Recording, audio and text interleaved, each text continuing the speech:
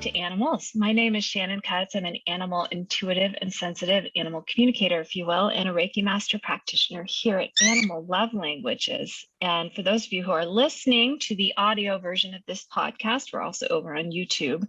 That little, that one right there that you just heard is my 23-year-old feathered sidekick, Pearl Cutts.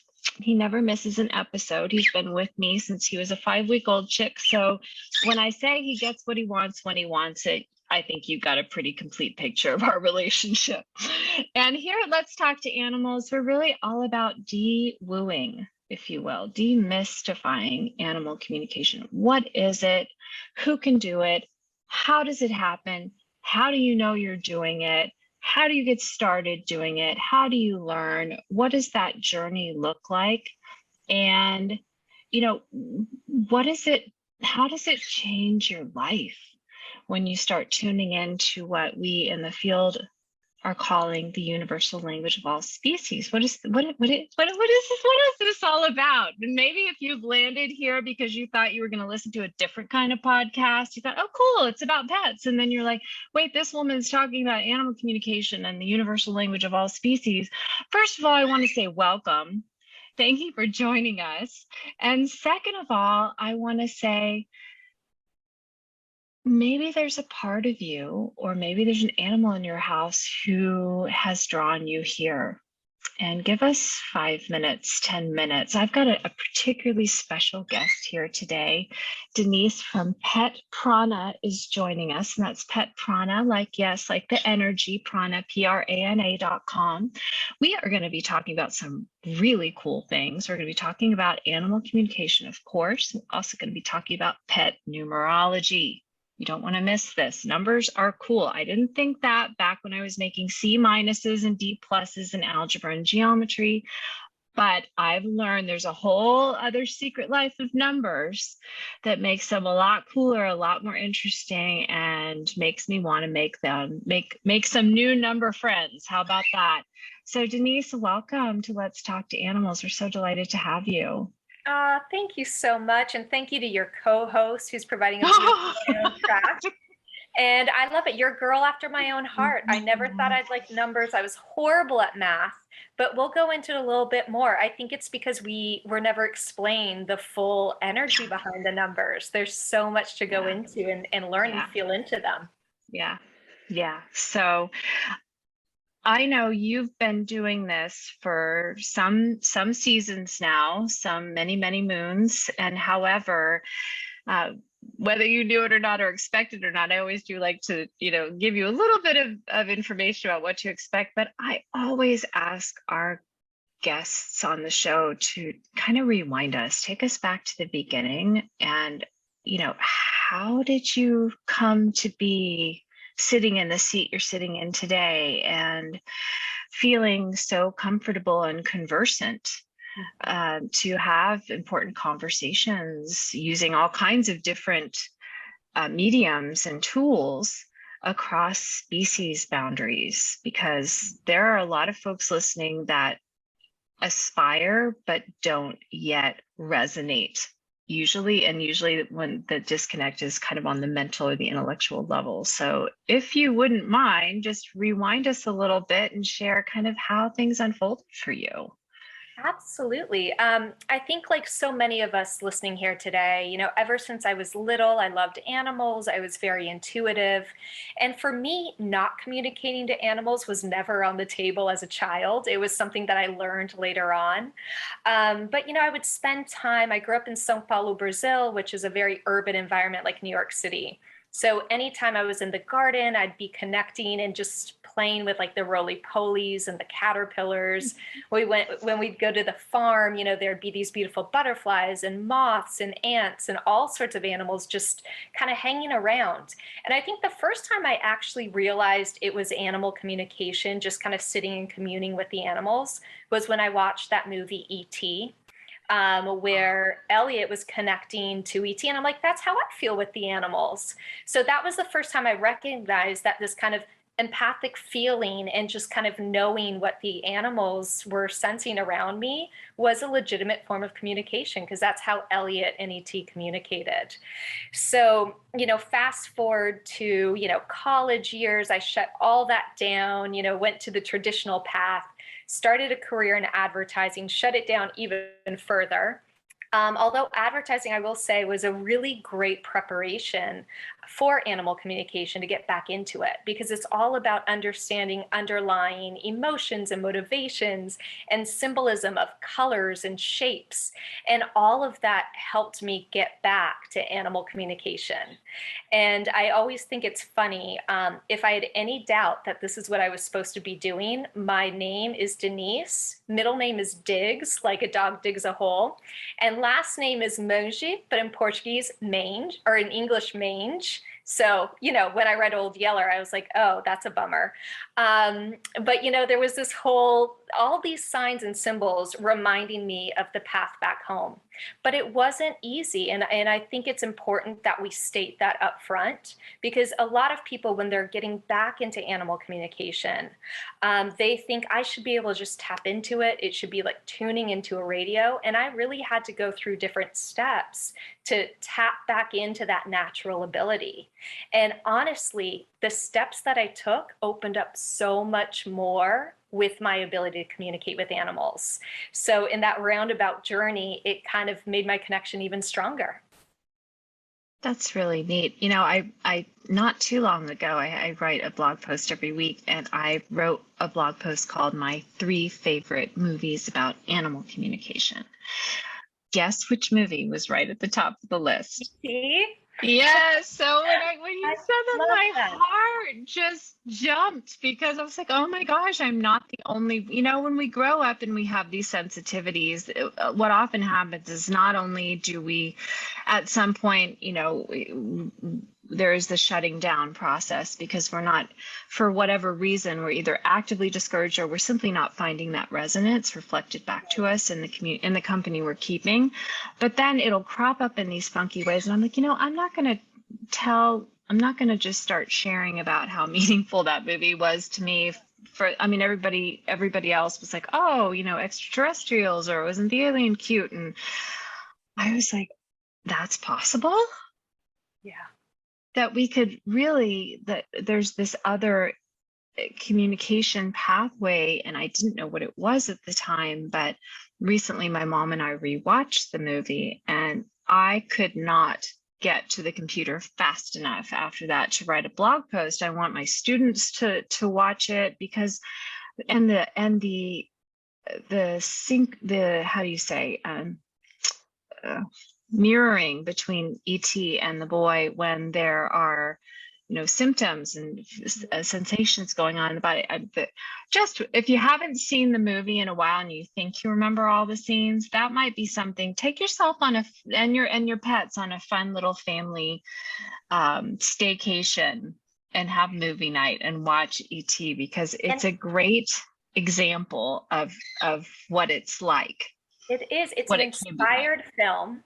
And what I loved is I got to watch it alongside my nephews. So, whereas a lot of us growing up, we didn't have people to explain what was going on. So it might have been, freaked us out a little bit, or it just was a lot to handle. So we shut it down. I love that I have a relationship with my young nephews where we can have these conversations and nothing's off the table as far as energetic exchanges and picking up on energy. So it's cool how far we've come. And speaking of movies, the other movie that I think absolutely nailed it as far as my experience with animal communication, because I know we all do it differently, is Arrival. I thought they really nailed it, how it just, you get these hits. I literally have lost count. Not only do I own that movie, but I have lost count of how many times I have watched it. It's just the most inspirational I can't believe you said that. I'm not speechless very often, but I am speechless right now. That is brilliant. I need to add that to the list, because that would be a movie that I think was in this decade. That's something.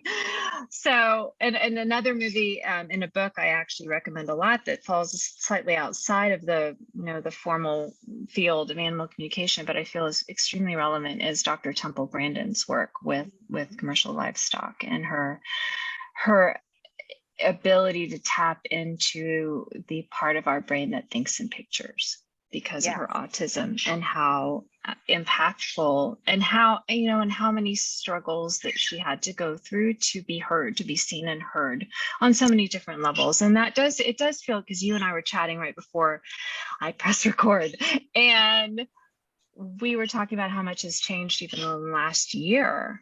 And then when we look at, what it was like when we were young, and how open we were then, and what it was like when we were teenagers, what it was like when we were young adults entering the workforce. I also have a marketing and advertising background. I worked for a blue chip oil company. Every day I thought to myself, I think I could do more good by just driving off the side of the road. I mean, that's kind of a dark place that I was in, but it's just like, why am I here? What am I doing with my life? And we've gone through that. And then here we are now, where it may not be mainstream yet to mention our love of certain crystals or our interest in numerology, but the access to the information is so widespread that if there is an interest there's a way to make a connection, if not locally right in that moment, at least online, to find some resonance. And so you had shared with me right before we started chatting here that you kind of found your way to animal communication through numerology. And I was like, okay, we got to press record because I need to hear this story. So share with the number challenged hostess here how this unfolded for you. I love it. I mean, speaking number challenged to number challenged, it was a surprise. But so, I had that 10 years plus in advertising in New York City. Your point about, being able to see in numbers and colors, to me, that was always something that just came naturally to me. I'm a very visual person. And then beyond that, growing up in Brazil, we're very open to energy. So I was certified in Reiki by the time I was 18. So chakras, colors, all those things, the themes associated with the chakras, that always was very familiar to me. And so, to your point, when you're in marketing or corporate America and your job just doesn't fit anymore, a discomfort happens.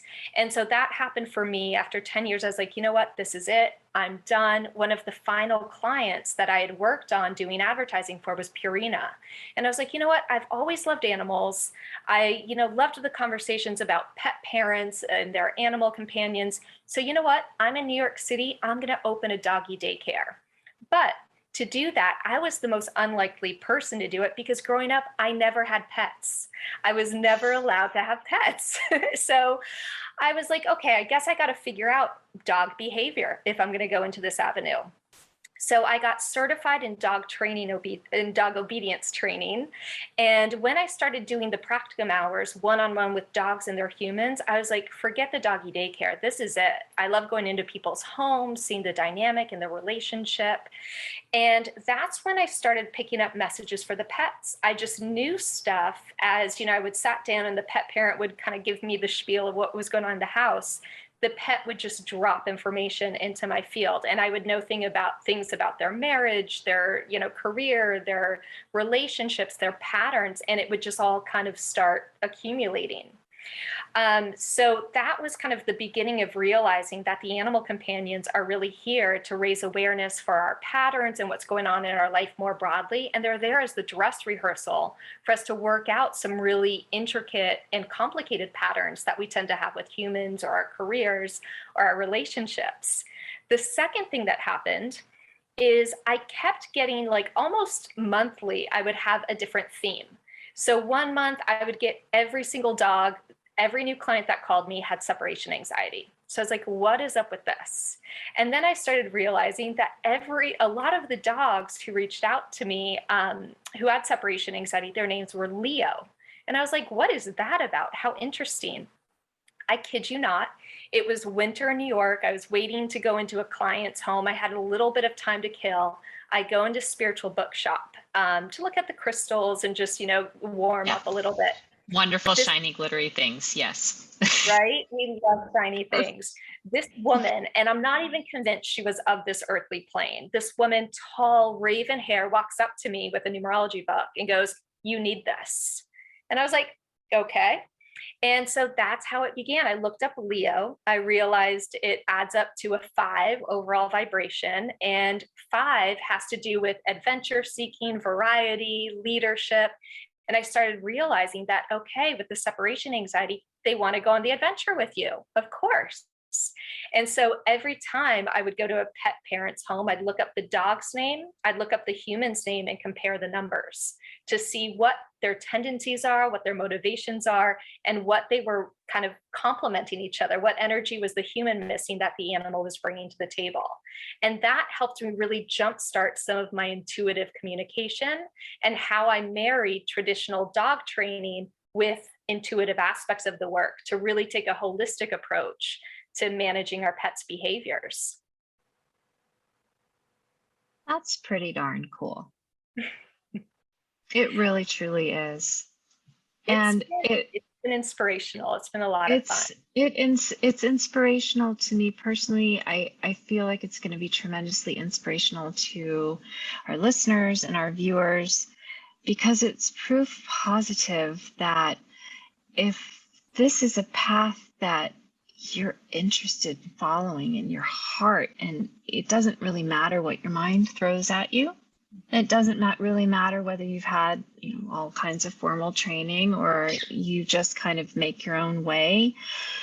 If that heart connection, that inner center is there, and it feels like there is a deep desire. I'm trying to remember the quote by Mother Teresa, in the place where your deep desire and the world's deep hunger meet. And if that resonance is there, there really isn't any barrier per se to making your way into a place where you can really impact not just the lives of other human animals, but the lives of our companion animals, who are so often these days, I feel like, kind of relegated to the place of an accessory or either an extension of ourselves. And they're really full, whole, and complete 5-dimensional beings in their own right. They have a choice about whether they want to be in relationship with us and how they want to be in a relationship with us. And they are willing to go to rather extraordinary lengths at times to be heard. And the area where I feel like our non-human animal companions and family members excel and routinely outscore us is in the empathy department, because their empathy channels are wide open. And it's almost like, when you watch a gifted extemporaneous speaker, or what do they call the spontaneous stand-up comic on stage, and they don't care how ridiculous they don't look. They don't care what the behavior is. And it might even be, in fact, this is so often a hallmark, outside of what that animal might normally exhibit. And they don't care. They're going to do it if it gets the point across or gets the result that they want. And it's all offered on a platter of love and a desire to connect on a deeper level. So beautifully put. And, in my experience working with animal companions, is they come to us with sacred contracts. It's funny how if you go back into your life, certain milestones almost feel like they were dropped in place. Mine were 5th grade, learning the Maslow's hierarchy of needs, because that's all about understanding motivation. Were we separated at birth? I think they're the same education. The second was Reiki and understanding the chakras. And then the third became numerology, because that trifecta really helped me understand animal behavior, animal communication. And so what happened is the animals dropped into my awareness a whole, I call it translating beyond behavior. It's a roadmap that helps you understand how traditional pet behaviors reflect in the human, different themes around the chakras. And, we're basically on a path in our secret contract for all of us to reach that point of self-awareness, of spiritual growth, of self-actualization, which Maslow talks about. So I very strongly feel that our animal companions, just like us, are here with a spiritual purpose, and they're here to up level. And as they help us move through these patterns, understand ourselves better, they up level and they reach their goal. And oftentimes they're holding higher vibrational energy as a beacon for us to be able to sense it and absorb it and work up towards that. So I love how you position the relationship, how they, it's very symbiotic. They're the most honest relationship that we have, and oftentimes one of the most intimate.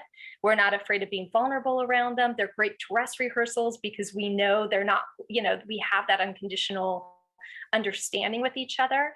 And they're amazing because they're also not as complex of a relationship in terms of with humans. You feel everyone has an agenda. Like, it's just a pure interaction. So they make for a perfect mirror, but also reflect back and give us the space and container to test out different patterns, to break different patterns, to find our voice. So they've been just this part of my life, the second half where I get to work with peoples and pets and their numerology and their behaviors. This has been just transformative. This is when I was like, yes, this is what I'm here for.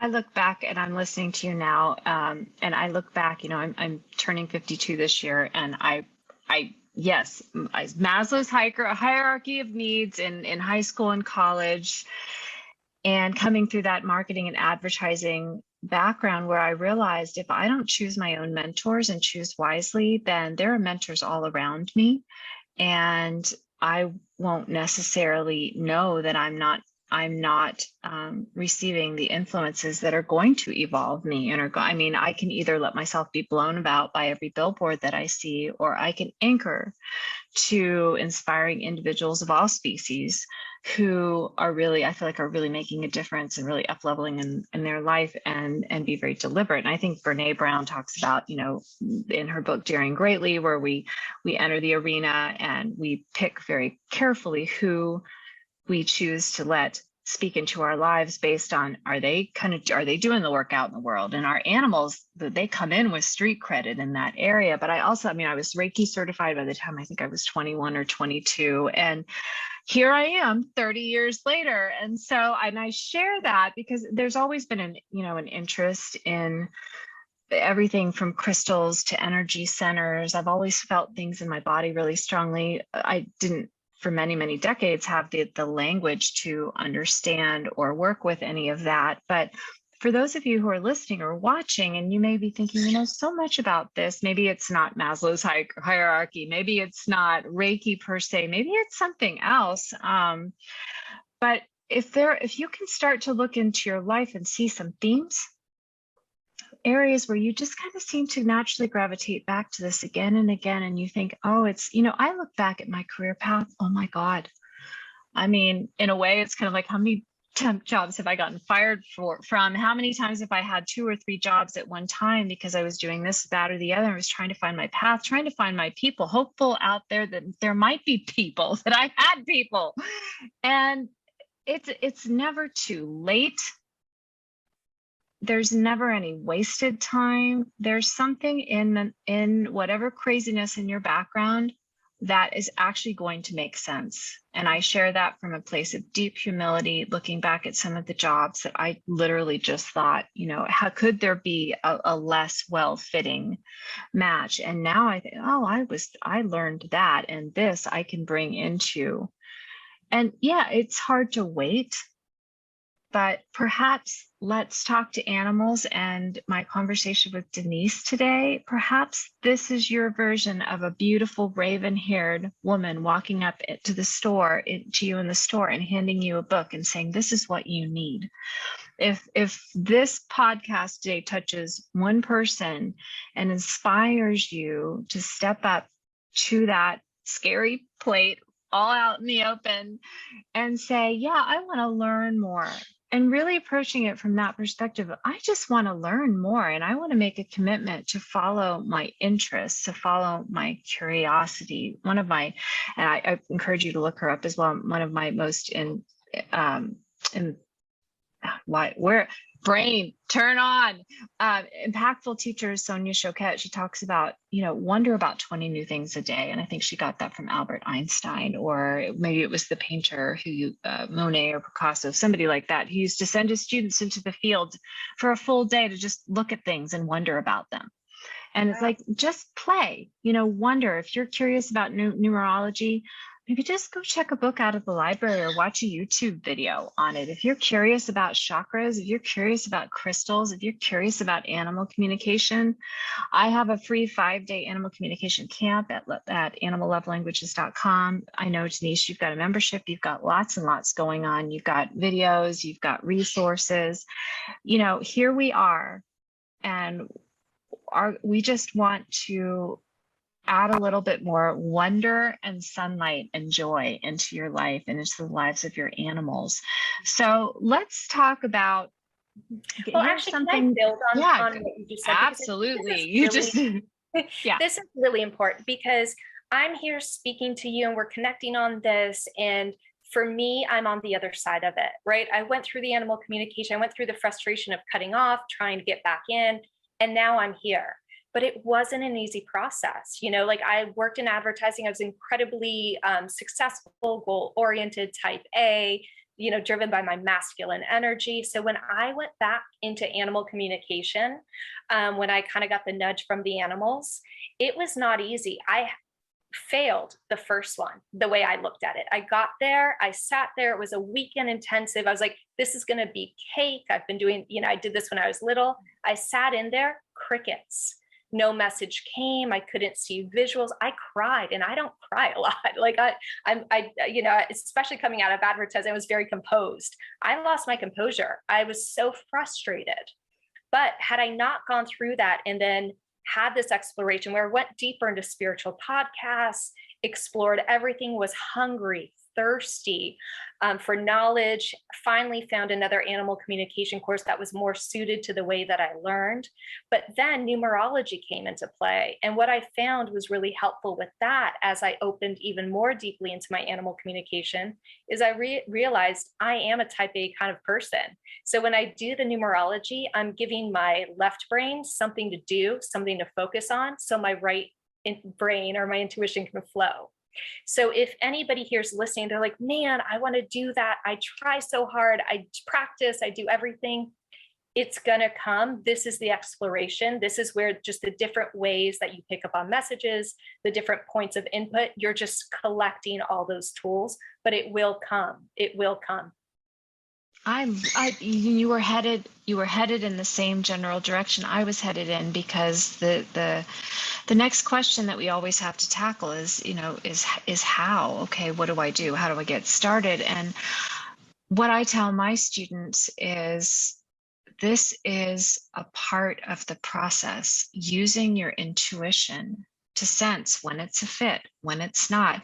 One of the purposes of Let's Talk to Animals is to offer you, I think we've now got, I don't know, I'm probably going to misquote myself, numbers again. We got definitely more than 50 or 60 of these episodes with different animal communication practitioners and students, energy workers from all walks of life, who've been trained in all kinds of different ways, from totally self-taught to lots of formal education. And so you can access this free database and start listening to the different teachers, start playing with, if I was going to connect with someone, either to have an exploratory session, just to experience it. That's how I came in the back door. I mean, I was always the person that thought animal communication is something that special people get. It's like in their little, special gifts toolkit when they pop out of the womb. I sure wish I'd gotten that one, just like I wish I would have been able to win The Voice or something. I wish I would have been able to talk to animals. And so I couldn't do, so I hired. And I worked with animal communicators. And when my main communicator that I worked with started dropping hints that I could do this, I didn't even hear her, because it wasn't on I just had this belief system in my left brain that I couldn't do it. So I was like, yeah, it's better use of my time for me to just pay you to tell me what my animals think. And I would sit there on the other end of the phone waiting with bated breath. What do they like me? Do they hate me? How do they feel about just waiting for and trusting implicitly that she was going to get accurate answers and that this was going to help me make my animals' lives better. So that's another great way. If you feel like you resonate, before you invest in a course with somebody, just treat yourself and your animal to a session with somebody that you feel like you resonate with, and just to learn a little bit more about how they work, because that's the big myth in animal communication, is that there's a way.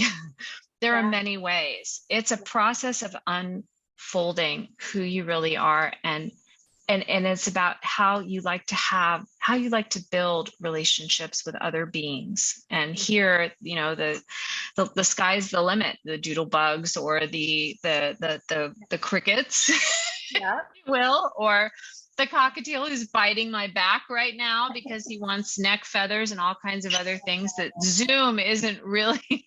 It's just not really going to accommodate that right now.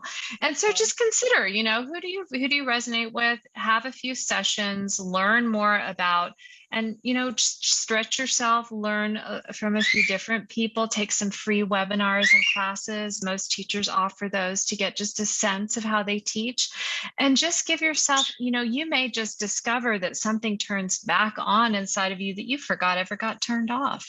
That's right. And cut yourself some slack. I always tell people they're a lot more intuitive than they give themselves credit for. Like every pet parent is. It's the hardest thing in the world, at least for me, to connect with an animal that you're emotionally attached to. That's not the best place to start, because there's a lot there. Things like animal oracle cards are great to just start, creating that lexicon with the universe, get things flowing. Are you someone who likes to receive messages static or in motion? Like I've written every single one of my courses, had every single download just walking mindlessly back and forth. Do you like to doodle? Doodling helps move the energy too. So it's just understanding who you are, how it is that you allow your mind to, give yourself a break, and then start with oracle cards, start with symbolism, start with, something that's fun and easy and pressureless, because it can feel like a lot of pressure if you're just sitting there looking at your pet and they're staring back at you and you're like, so what do you have to say to me? And here's another thing that I love that you bring that up, because, I was pretty scared at first, like even when I was learning animal communication more formally, because I found that my left brain really did need a little structure so it wouldn't drive me crazy with its doubts. And so I've studied with several different teachers now and have just gained something precious from each experience. And I would find that, I would come away and there were things about the conversation that, were really great. And there were things that maybe weren't so good. And so I would come away with this doubt always there, thinking, well, I didn't do that perfectly or whatever. And then it occurred to me one day, even with my own species, I can't think of a single, and we know how old I am now, I can't think of a single conversation I've had with any one of my own species, no matter how well I knew them or how much I felt like we loved each other, where I really nailed that. Like I came away going, Shannon, you are a rock star.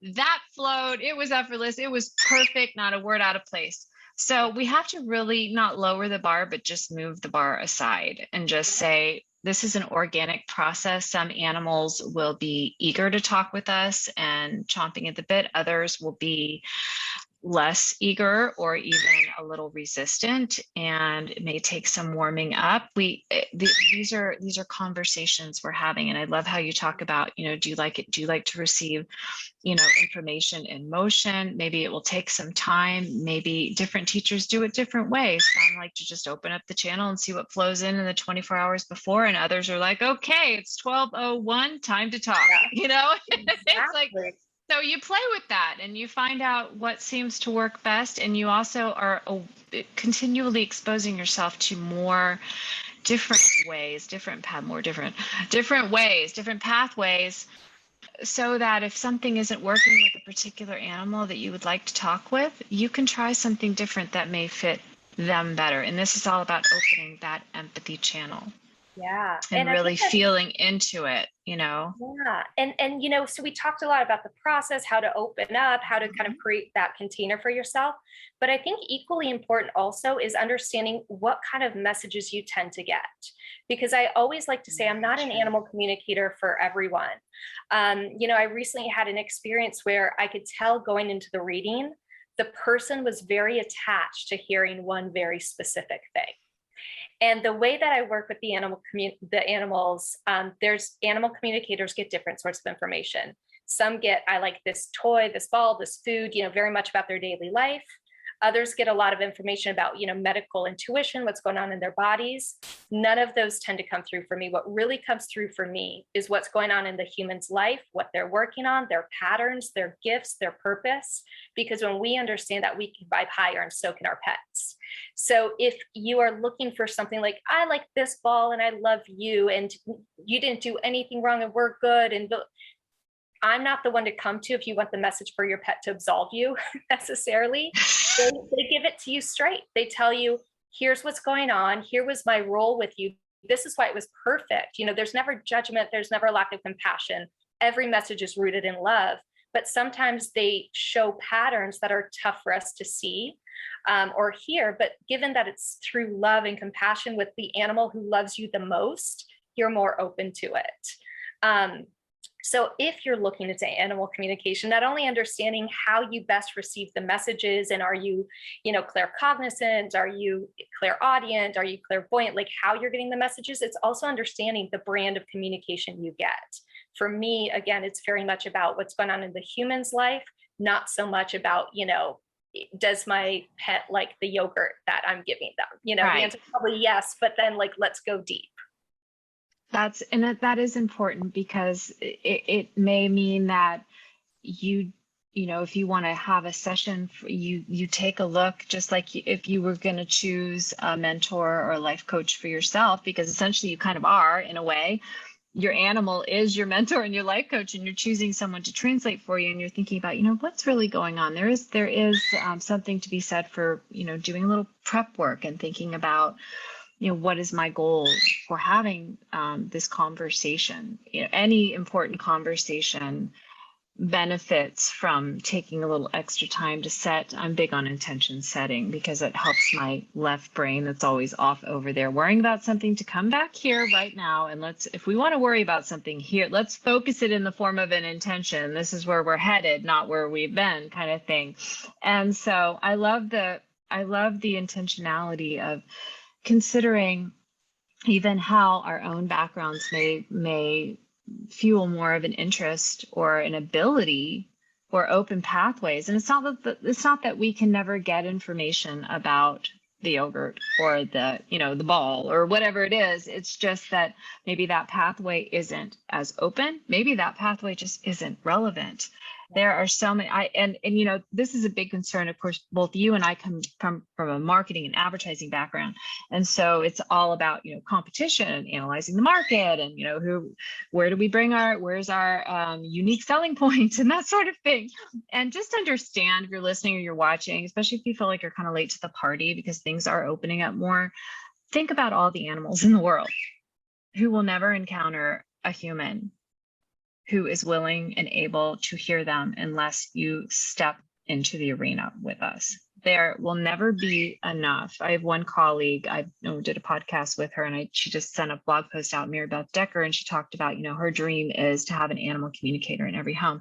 My dream is that every home has free-flowing communication between all family members, regardless of species. That's absolutely possible.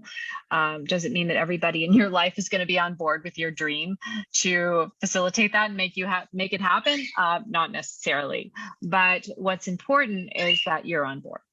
Yeah. And I also want to just share one thing. Even after I became more fluent in interspecies communication, I was still very reluctant to talk to my own animals, because there was this part of me that was like, I'm fine to do it for other people, but I'm still kind of afraid that my animals are going to say, they're going to criticize me or et cetera. And I realized, it's like my mom used to say when I was little, you can, you get more honey with, what is that? You get more bees with honey than with honey. Thank you. And it's like, our animals know that. And there's a way to deliver messages designed to evolve us, and if necessary, maybe course correct us with love. And our animal, I have yet to, and hundreds upon, and I'm sure you're in the same boat, and you've been doing this for longer than I have, hundreds upon hundreds, and I have yet to have any animal not express compassion, empathy, and unconditional love in the way that the messages are. You can't make this stuff up. Like, they just find a way to say the tough stuff with love. I think that's really an important point, because a lot of people opening up to animal communication, I think there's the fear there. For me, there was a fear is I don't want to know that the pet's going to transition. I'm not good with disease. I'm not good with death.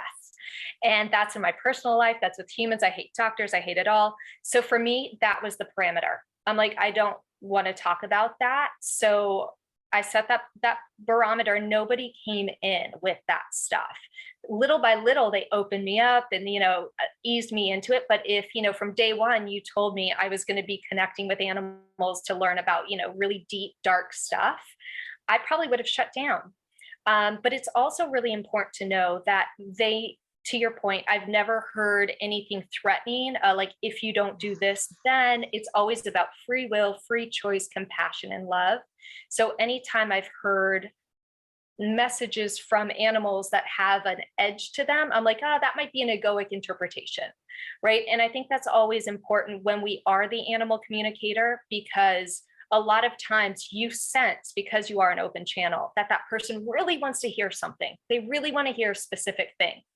And we need to honor the animal and what they're ready to share, because they know what the human needs to hear in that moment. So it's us kind of staying loyal to the communication.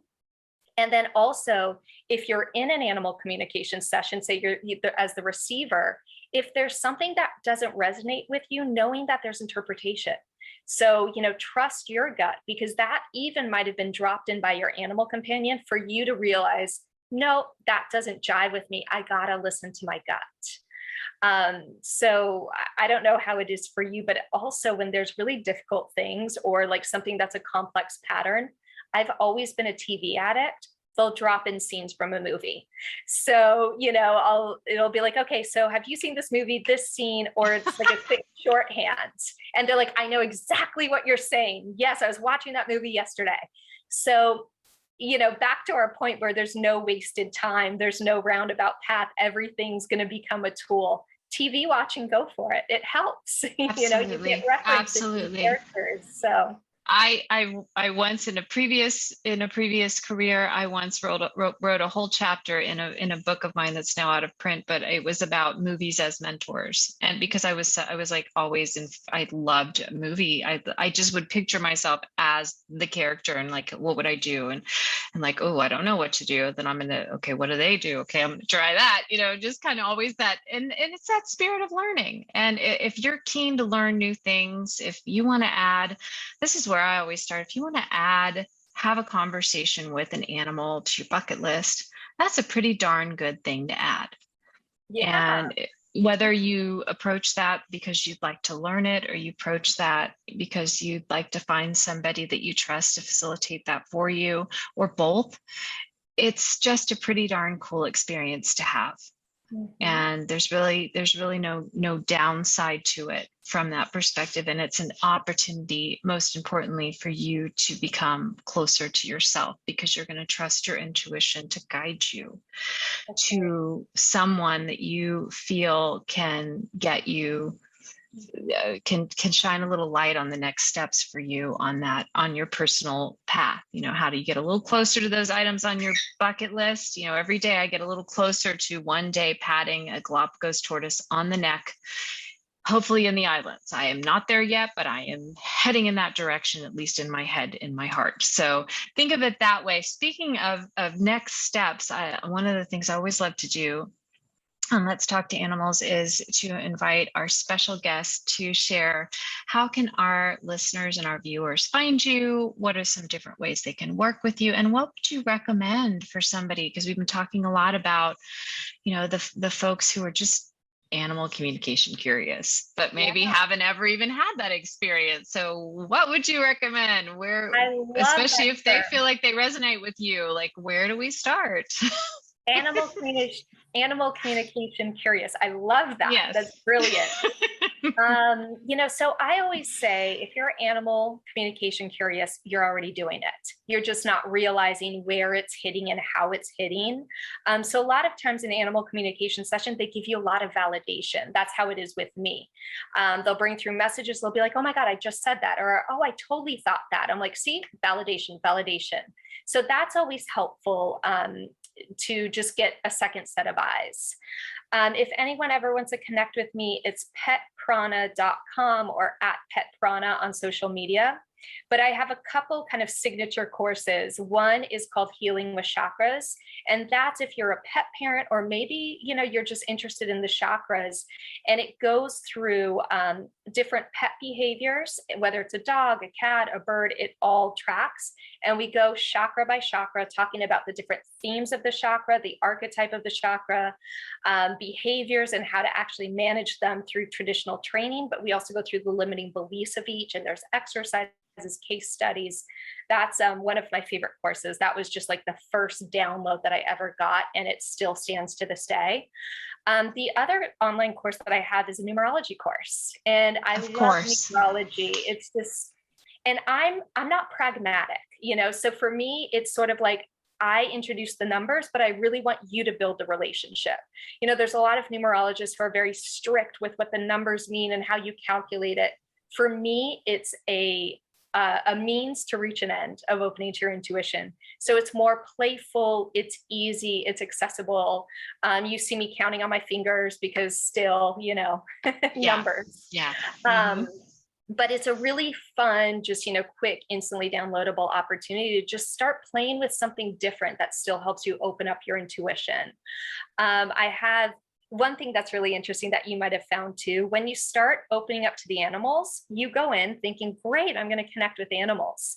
And then you do animal communication sessions, and then different energies come in, whether it's the energy of humans who have passed, intergalactic communications, like all this stuff starts coming through. So because of that, I've created a lot of different courses called like Pets as Portals, where we go to different realms and we explore those connections. Unleash Your Prana uses labyrinths and balancing your left side of your mind with your right side of your mind to kind of open up to your intuition, using animals as spirit guides. So basically, if you like animals and you're interested in kind of opening up and learning more and opening to different realms, or even just understanding your own motivations and how they relate to your animal companion, I have a whole array of courses. Well, they all sound fascinating. I have not yet doing with all of these different wonderful guests that we've come on the show. I've not yet come away going, but I want to study with them too, and I want to take that course. And it's just this spirit of learning. So if you're a little overwhelmed and you just heard that long list, just start with the one that stands out to you the most. Again, just think of every single opportunity that crosses your path from now on is just another opportunity for you to tune in with what feels right now. Mm-hmm. And start I think somewhere. One thing with all the courses that I do and all the work I do, because I'm a very pragmatic person and because I have that corporate background and I'm very curious about things, I like to study it, teach you, the rationale behind it, the practical applications, and then do guided experiences. So if you're kind of someone who likes a bit more grounded of a perspective, that's usually who comes to work with me and who benefits the most. Yep. I'm the same way. If I can't, I think that's why I wasn't good with numbers. It's like, you want me to learn that quadratic equation, but I don't understand how I'm ever going to use it.